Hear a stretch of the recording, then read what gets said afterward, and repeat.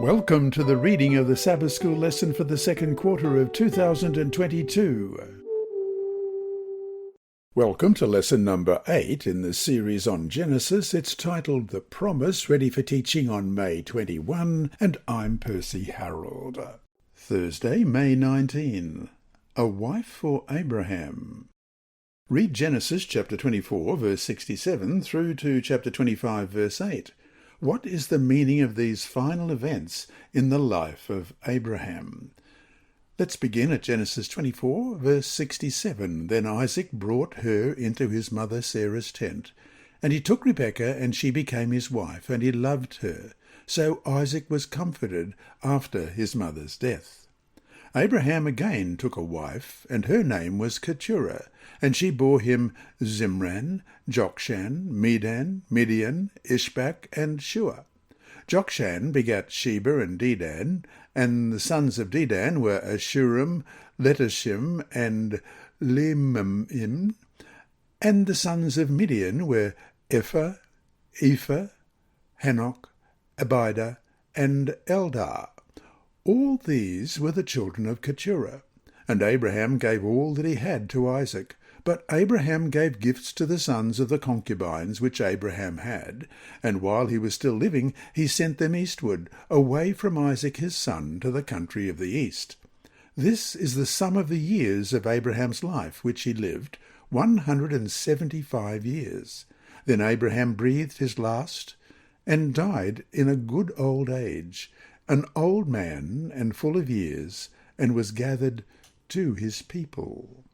After Sarah died, Abraham married again. Like Isaac, he is comforted after the death of Sarah, as we read in Genesis 24:67. The memory of Sarah must still surely be vivid in the mind of the patriarch, as it is for his son. Yet the identity of his new wife is unclear.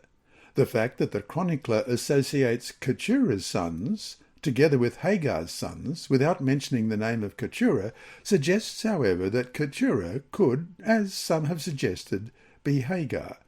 We just don't know. It also is significant that Abraham behaves with Keturah's sons the same way he did with Hagar's sons. He sends them away to avoid any spiritual influence and make a clear distinction between his son with Sarah and the other sons. He also gives all that he had unto Isaac, we read in Genesis 25, verse 5, while he gave gifts to the sons of the concubines in the following verse. The classification of concubines may also imply that Keturah's status, like Hagar, was that of a concubine. The potential identification of Keturah as Hagar may also explain the subtle allusion to the memory of Sarah as a prelude to his marriage with Keturah Hagar. What's interesting is that in Genesis 25, 1-4, and verses 12-18, a list of the children that Abraham had with Keturah, as well as a list of Ishmael's children, is given. We've already read verses 1-4. Let's read verses 12-18. Now this is the genealogy of Ishmael, Abraham's son, whom Hagar the Egyptian, Sarah's maidservant, bore to Abraham.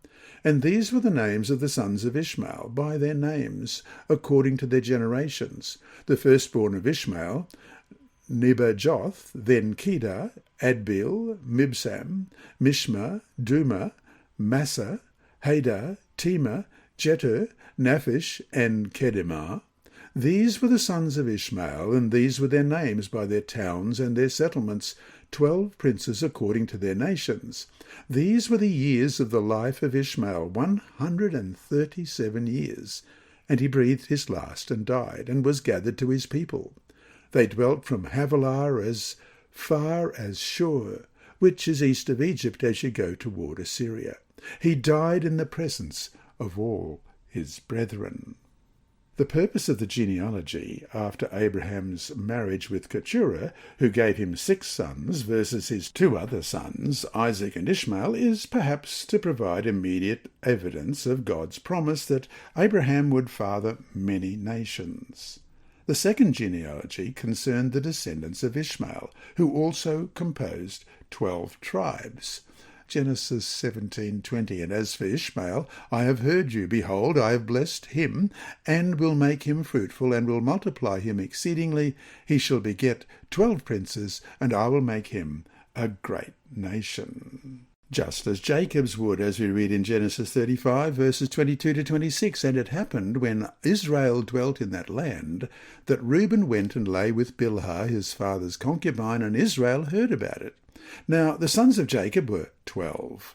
The sons of Leah were Reuben, Jacob's firstborn, and Simeon, Levi, Judah, Issachar, and Zebulun.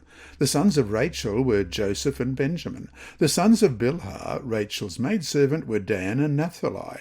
And the sons of Zilpah, Leah's maidservant, were Gad and Asher. These were the sons of Jacob, who were born to him in Padan Aram.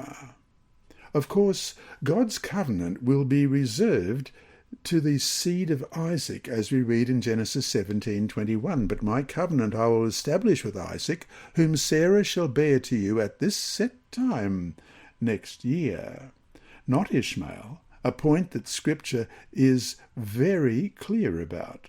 The report of Abraham's death, sandwiched between the two genealogies in Genesis 25:7-11, also testifies to God's blessing. It reveals the fulfillment of his promise to Abraham made many years earlier, that he would die at a good old age, as we read in Genesis 15:15, and full of years. Let's compare that with Ecclesiastes chapter 6 and verse 3.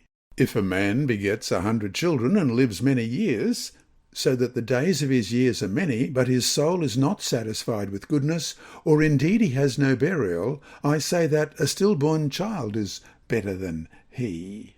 In the end, the Lord remained true to his promises of grace to his faithful servant Abraham, whose faith is depicted in Scripture as a great example, if not the best example, in the Old Testament of salvation by faith. We read about this in Romans chapter 4, verses 1 to 12. What then shall we say that Abraham our father has found according to the flesh? For if Abraham was justified by works, he has something to boast about, but not before God. For what does the Scripture say? Abraham believed God, and it was accounted to him for righteousness. Now, to him who works, the wages are not counted as grace, but as debt. But to him who does not work, but believes on him who justifies the ungodly, his faith is accounted for righteousness, just as David also describes the blessedness of the man to whom God imputes righteousness apart from works. Blessed are those whose lawless deeds are forgiven, and whose sins are covered. Blessed is the man to whom the Lord shall not impute sin. Does this blessedness then come upon the circumcised only, or upon the uncircumcised also? For we say that faith was accounted to Abraham for righteousness. How then was it accounted? While he was circumcised or uncircumcised? Not while circumcised, but while uncircumcised. And he received the sign of circumcision, a seal of the righteousness of the faith which he had while still uncircumcised, that he might be the father of all those who believe, though they are uncircumcised, that righteousness might be imputed to them also, and the father of circumcision to those who not only are of the circumcision, but who also walk in the steps of the faith which our father Abraham had, while still uncircumcised. This lesson was read by Dr. Percy Harrold for Christian Services for the Blind. Sponsored by the Sabbath School Department and distributed through Hope Channel Australia, this podcast is also redistributed by Hope Channel Germany, Christian Record Services for the Blind, and It Is Written. It is also available on SoundCloud and through multiple podcast distributors, including Apple iTunes. Remember, God is always faithful.